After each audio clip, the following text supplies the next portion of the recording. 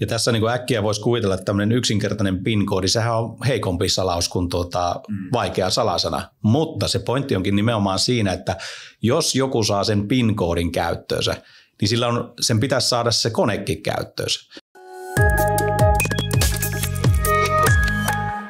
Tervetuloa linjoille. Tämä on Pittikäst. Me valvomme, ettei sinun tarvitse podcast, jota tuottaa Pittikuru Oy. Juontajana toimin minä, eli Arttu Käyhkö viestinnän konsulttitoimistosta Käyhkö & Companysta ja asiantuntijavieraana Pittikurun Elias Eerola ja Janne Mustonen. Tervetuloa herrat. Kiitos. Kiitos. Ja tämän alkaa olla jo rutiininomaista toimintaa, koska olemme edenneet jakson numero 6, jossa on aiheena, kunhan lunttaan helppokäyttöisyyttä yrityskäyttäjän IT-arkeen. Eli nyt puhutaan sitten pelkkää sellaista ymmärrettävää kansantajuista kieltä, eikö niin? Kyllä. Joo. Mutta kyllä me varmasti joku akronyymi taas sinne ujutetaan. Kyllähän nyt muutama akronyymi pitää ujuttaa. Tällä viittaa lähinnä tuohon edelliseen jaksoon, jossa oli roppakaupalla hankalia kirjainyhdistelmiä ainakin näin maallikkojuontajan näkökulmasta. Hei, jos Pittikäst on jollekulle uusi tuttavuus, niin kyseessähän on tosiaan Pittikurun asiantuntijaohjelma.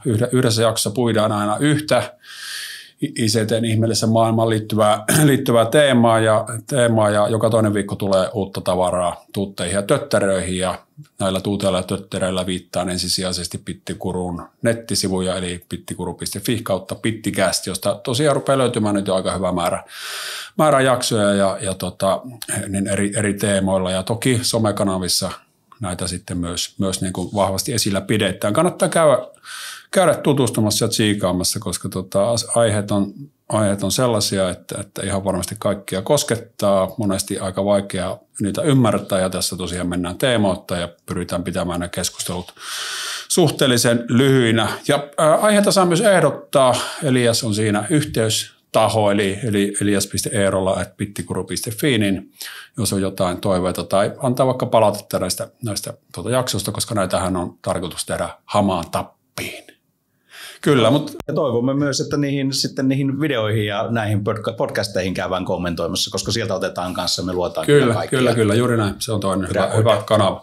Mutta hei, mennäänpäs päivän teemaan, eli helppokäyttöisyyttä yrityskäyttäjän IT-arkeen, niin mitä, aloitetaan taas Jannesta tällä kertaa, niin mikä teidän näkökulmasta on helppokäyttöistä ja mikä ei? Se saattaa erota peruskonttorirotan näkökulmasta, johon minä voin ottaa kantaa sitten.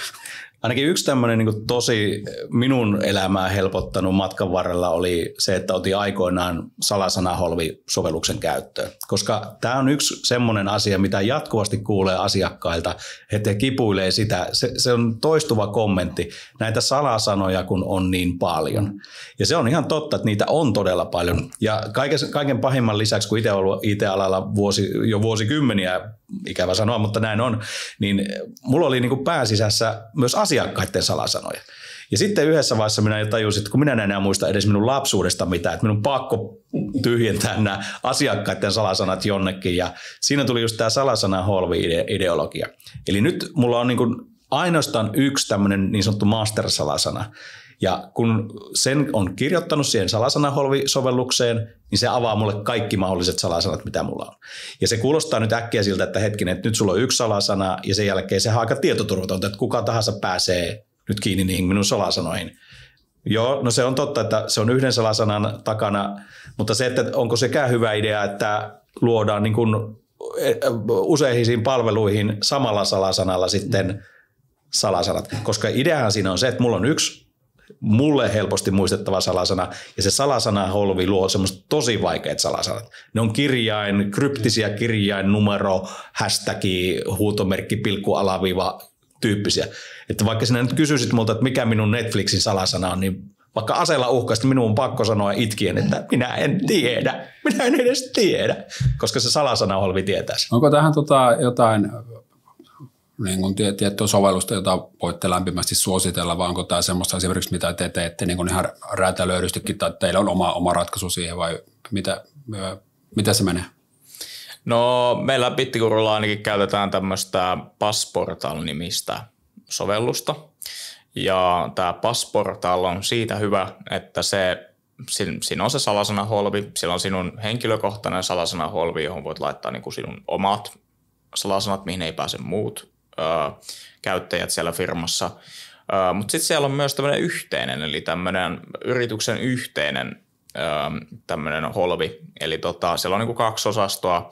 Ja tämähän on myös iso ongelma, että yrityksessä on paljon yhteiskäyttöisiä salasanoja ja tunnuksia usein. Vaikka niissä on pyritty siirtymään siihen, että kaikilla on omat käyttäjät tiettyyn palveluun, mutta aina niitä löytyy, niitä yhteiskäyttöisiäkin. Niin siellä on nämä molemmat. Sitten se vielä kaiken lisäksi niin sanotusti salaa sen holvin, eli se niin kuin purkaa aina sen salauksen siitä salasanasta, kun sinä vaikka kirjaudut johonkin palveluun sisään. Kyllä, ja tässä vielä sen verran, että kun se yhteiskäyttöholvi, niin kuin meilläkin on Pittikurussa tietysti useita henkilöitä, on hallinnossa ihmisiä, on teknisiä ihmisiä, on myynnin ihmisiä, niin se ei tarkoita sitä, että sinne yrityksen yhteiseen holviin, kun laitetaan vaikka pääkäyttäjän salasana, niin se on meidän myyjällä tiedossa. Vaan se idea on siinä, että se voidaan niin kuin lokeroida, että sinne tehdään ryhmiä, ja sitten jos se ihminen kuuluu siihen ryhmään, niin silloin se pääsee siihen tiettyyn yhteiseen salasanaan kiinni. Plus, että sitten tulee vielä tämä oikein kirsikka siihen kakun päälle, tai jos mansikka joku tykkää enemmän mansikasta, niin 2-vaiheinen autentikointi, sehän on monesti niin kuin ihmisten puhelimissa. Eli MFA-sovelluksesta otetaan se koodi tai hyväksytään siellä se. Niin nyt tämä Passportal-ohjelmisto tuo sen MFA-koodin. Eli meillä oli jossain vaiheessa vähän ongelma se, että kun esimerkiksi piti päästä johonkin asiakkaan ympäristöön ja se oli 2-vaiheisella autentikoinnilla suojattu, niin sitten aina kyseltiin, että hei, kelläs on tämän palvelun niin kuin MFA, kenen puhelimessa on. Sitten työntekijät vaihtuu, ihmiset vaihtaa puhelimia, mitä tahansa tapahtuu, niin se oli aina kadoksissa. Niin nyt se on siellä Passportalissa, se on kytketty siihen käyttäjätunnussalasanaan, niin se putoaa sieltä automaattisesti siihen, kun kirjaudutaan vaikka asiakkaan M365 ylläpitotunnukselle. Ja näin ollen kellään ei tarvitse työntekijällä olla sitä MFAta. Voin kertoa, että otamme yhden tuollaisen, koska se on joka viikkoista toimintaa, että mulla puhelin soi ja että se tulee sun puhelimeen tai 2-vaiheinen, että viitkö kertoa. Niin jos tällä pääsemme ongelmasta pois, niin kaupat tuli. Tämä korjaa. Hyvä. Hei, mitä sitten ihan mielenkiintoista, kun itsehän törmää ja tietenkin painaa OK:ta siinä kohtaa, olipa se oikea tai ei, niin esimerkiksi Google-ympäristössä, niin Googlehan ehdottaa, että talletetaanko salasana. Eli mistä siinä on silloin kysymys ja onko se niin kuin tietoturvallista toimintaa? Siinä on just se ongelma, että nykyään kun käytetään selainta, tietokoneella vaikka Chromea tai Firefoxia tai Edgeä, ihan sama mitä, niin se ehdottaa sitä salasanan tallennusta. Siinä on yleensä 2 eri tavallaan vaihtoehtoa, että joko se tallentaa sen sinne selaimen tavallaan tallennustilaan. Jotkut selaimet kyllä osaa sen myös salata, mutta ja sitten jotkut selaimet nykyään on sillä tavalla niin kuin tekee, kun ne on just vaikka Microsoftin tai Googlen omistamia, niin sitten ne helposti, jos siellä on sinulla vaikka Googlen tili, olet kirjautuna Googlen tilillä, niin se saattaa tallentaa se sinne. Ja se tarkoittaa sitä, että se todennäköisesti jopa synkronoi sen muille laitteille. Ja se on niin kuin se ongelma.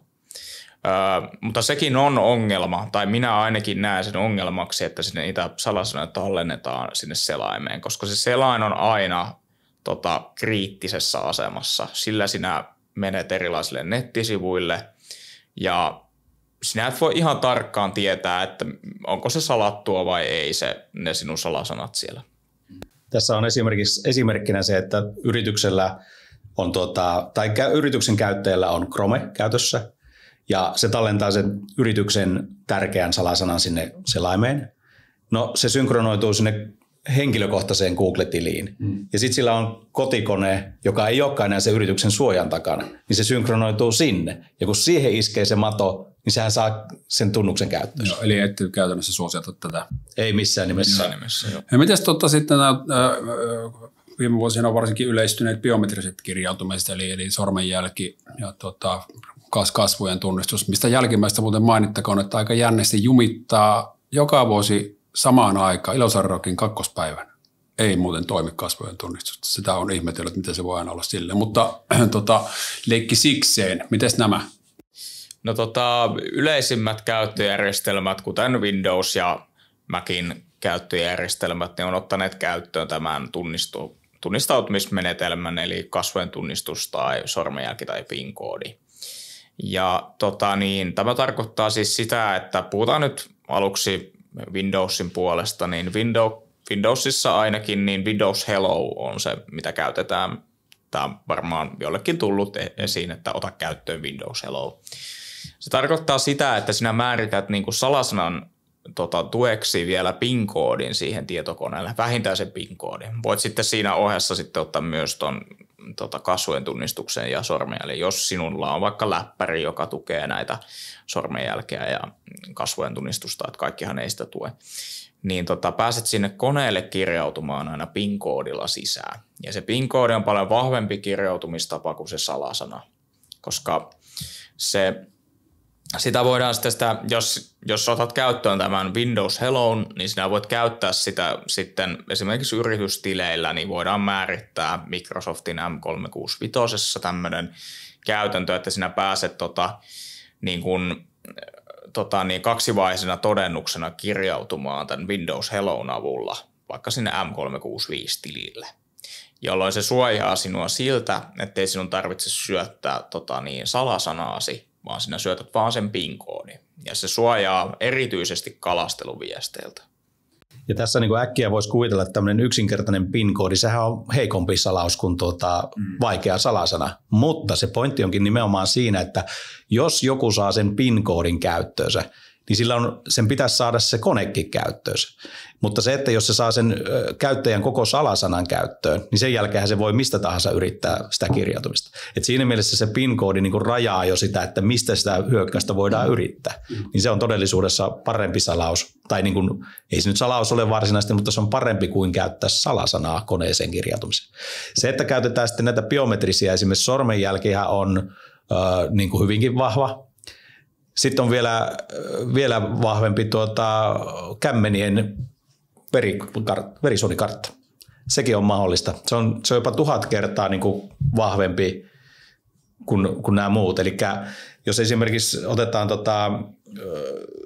niin kuin tämmöinen perinteinen, että sä näytät sormenjälkeä, niin se on jo tosi vahva siinä, kun kone tunnistaa sen, mutta kämmenen verikartta on yksilöllinen, eikä se muutu elämän varrella. Tarvii vaan, jos mobiililaitetta ajattelee, niin tarvii vähän isomman kännykästä. Kyllä, mutta meillä esimerkiksi on tietokoneita meidän toimistolla, että sinä siunaat sen koneen, eli sinä laitat käden siihen koneen päälle, niin se lukee, siinä on lukija, joka lukee sen verikartan ja sillä päästä.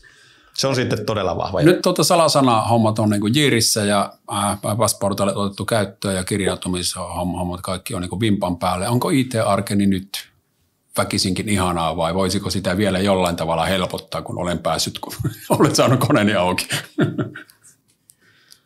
Niin, kun nämä asiat, siinä yleensä menee aika pitkään, että oikeasti saadaan siihen tilanteeseen, että nämä on oikeasti ihan viimeisen päällä. Se on pitkä prosessi.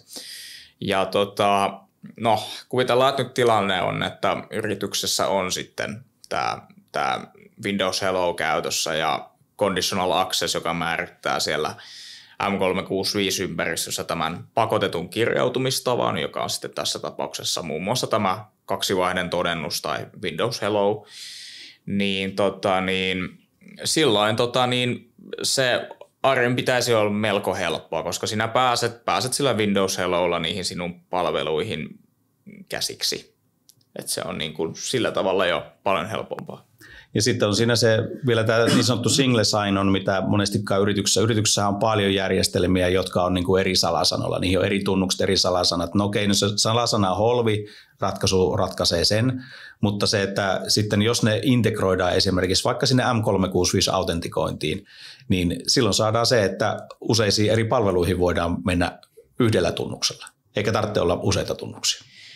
Ja sitten varmaan osa kuuntelijoista on kuullut tämmöisestä FIDO-avaimesta tai sitten passkey nimisestä kirjautumismenetelmästä. Ja nämä on sitten myös melko uusia kirjautumismenetelmiä, että tämä passkeyhän on tämmöinen niin kuin, muun muassa tässä Windows Hellossa pystyy sen ottamaan käyttöön. Ja suosittelen sitä ehdottomasti varsinkin Windows-tietokoneiden käyttäjille yrityksissä, koska sinä voit määrittää sen sitten taas, jos sinulla on niin kuin ulkopuolisia ohjelmia, jotka ei niin kuin varsinaisesti ole Windowsin tai Microsoftin palveluita, vaan on vaikka ihan muita, jossa sitten on mahdollisuus määrittää tämä kaksivaiden todennus, ja siellä on tämä passkey, niin sinä voit määrittää sen niin, että pääset sillä Windows Hellolla sinne palveluun sisään, eli pääset sillä PIN-koodilla tai kasvojen tunnistuksella tai mitä ollaan tässä nyt käytykin, niin sinne sisään.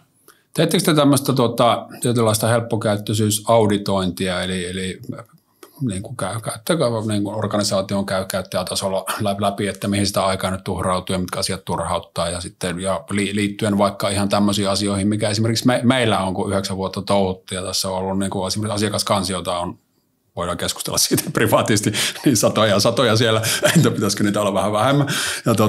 Ja ne on nimeämiskäytäntöjä yhtä paljon kuin tässä on ihmisiä, jos on läpi, eli kymmeniä, ja tämä niin kuin hankaloittaa arkea. Teillä olisi niin kuin, tietyllä tavalla, tämä ei ole ihan varmasti ICT:tä nyt tässä kohtaa, mutta otatteko te kantaa vaikka tämmöinen että hei, tässä olisi meillä niin kuin teille ohjeet, että miten voitte yhtenäistää vaikka nimeämiskäytäntöjä, ja että ne löytyy hakutoiminnolla nämä tiedot ja tämän tyyppisiä juttuja, niin onko teidän leipäpuuta? No siinä mielessä joo, että kyllä me monelle asiakkaalle ollaan niin kuin annettu vinkkejä siitä esimerkiksi, miten kannattaa kansiorakenne rakentaa niin kuin perusidealtaan, mutta meidän on tosi vaikea lähteä niin kuin vaikka konsultoimaan, että teidän yrityksessä kannattaa se tehdä näillä tai nimetä ne tällä tavalla. Mutta ne nimeämiskäytännöt me voidaan antaa, että tämä kannattaa niin kuin luoda tällä mallilla. Ja ollaan näytetty monesti, miten meillä on esimerkiksi vakioitu ne kansiorakenteet. Niin sitten se asiakas ottaa siitä monesti kopin ja että hei, hyvä idea, me tehdään tämä näin ja se on niin kuin asiakaskohtainen sitten. Koska tämä niin kuin ympäristö, ihan kaikki mitä tässä on puhuttu ja mitä tullaan kohta vielä puhumaan, niin näihin helposti luiskahtaa se niin kuin vaikka varttipäivässä, ihan niin kuin turhaa työaikaa. Joku nerokas viesti tai konsulttiahan teidän verkkosivulla on joskus laskenutkin sen, mitä se tarkoittaa vaikka ihan niin kuin pienessäkin organisaatiossa, oikein 10 organisaatiossa varttipäivässä menee valunonkin hukkaan, että mitä se on vuositasolla, niin se on yllättävän paljon. Että siinä kohtaa niin kuin toimari voi ruveta ja vähän taskulasketimen kanssa niin kuin funtsi, että kannattaisiko tähän muutama euro niin investoida, että sieltä pienistä puroista tulee kuten todettua niin paljon. Mutta onko jotain muuta semmoisia ihan selkeitä niin kuin IT-asioita, joilla sitä käyttäjän arkea on tarkoitus helpottaa, eikä tarvitse olla syvä luotava asiantuntija jokaisen siellä? Jos lähdetään siitä, että kun käyttäjä yleensä käynnistää tietokoneen, niin ensimmäisenä se kirjautuu. Okei, jos on vinkkarikone, niin otetaan se Windows Hello käyttöön. Joko siitä otetaan se PIN-koodi, joka on nopea näppäillä, se on 6 merkkiä tai 6 numeroa, tai sitten vaihtoehtoisesti vaikka kasvojenkin tunnistus. Se on tietysti sitten vähän kiistelty, että onko se kasvojen tunnistus hyvä vai ei. Itse pidän sitä kyllä ihan vahvana suojauksena, että ainakaan minun tunnukseen ei ole muilla kasvoilla päässyt. Niin se on niin kuin ensimmäinen, että kun kirjautuminen on niin kuin nopeata, niin se on niin kuin hyvä.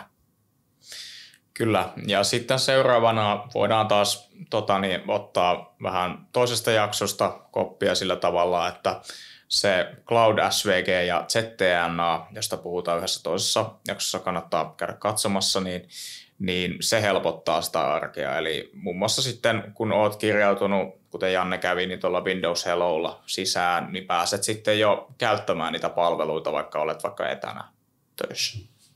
Ja kolmas on sitten tämä tosiaan tämä salasana, menisin sanoa sillä H:lla alkavan kuuman paikan, mutta se salasana-ongelma, niin se korjautuu sillä passportalilla, jolloin ei tarvitse muistaa kuin 1 salasana, ja se on 2-vaiheisen autentikaation takana, niin sen jälkeen salasanat ei ole enää ongelma. Hyvä. Kyllä, sillä se saadaan. Kiitoksia. Jääkö jotain kysymättä kautta sanomatta? Jäi, mutta niistä me tulemme puhumaan myöhemmissä jaksossa lisää. Aivan huikea. Eli nyt mars www.pittikuru.fi ja sieltä löytyy muun muassa pääosan esittäjien yhteystiedot. Kiitoksia Janne, kiitoksia Elias, kiitos kaikille kuuntelijoille, katselijoille ja ensi jaksossa taas sitten vähän erilaista teemaa. Morjens. Moi. Kiitos, moi.